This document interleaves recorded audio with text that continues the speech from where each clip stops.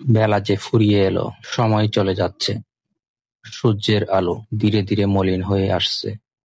ঠিক তেমনি আমাদের জীবনের আলো একদিন নিভে যাবে। মানুষ থেমে থাকে না, থামানো যায় না। আমরা ভাবি আরো সময় আছে, আরেকদিন করব। এখন তো বয়স কম, কিন্তু সময় কাউকে অপেক্ষা করায় না।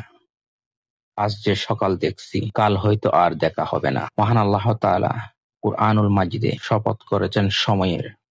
ওয়াল আস, নিশ্চয় মানুষ ক্ষতির মধ্যে। তার সময়ের কসম করে আল্লাহ আমাদের সতর্ক করেছেন যে মানুষ সময়কে অবহেলা করে সে ক্ষতির সাগরে ডুবে যায়। দেখো তো, শিশুকাল কবে শেষ হয়ে গেল বুঝতেই পারলে না। তরুণ বয়সও এক সময় হারিয়ে যাবে, শরীর দুর্বল হবে, চোখের দৃষ্টি ঝাপসা হবে, কিন্তু তখন হয়তো তোমার তওবার সময়ও থাকবে না। অথচ আজ যখন শরীরে শক্তি রাখে, হৃদয়ে আশা আছে, তখনই হলো আল্লাহর দিকে ফিরে যাওয়ার সেরা সময়। আজকের সময়টা আসল মূলধন। যে ব্যক্তি তার সময়কে সঠিক কাজে ব্যয় করে সে সফল, আর যে সময় নষ্ট করে সে আসলে নিজের জীবন নষ্ট করে। সামাজিক মাধ্যমে ঘন্টার পর ঘন্টা কাটিয়ে দিই, অথচ 5 ওয়াক্ত নামাজের সময় হয় না। একটু দোয়া, একটু কোরআন তেলাওয়াত, একটু মায়ের সেবা, এগুলোর জন্য সময় নেই।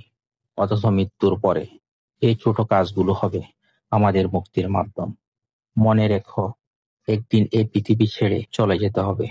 তখন কেউ প্রশ্ন করবে না তুমি কত টাকা জমিয়েছিলে আর কত ফলোয়ার ছিল, বরং জিজ্ঞেস করা হবে তুমি সময়টা কোথায় ব্যয় করেছো, আল্লাহর আদেশ পালন করেছিলে কি না।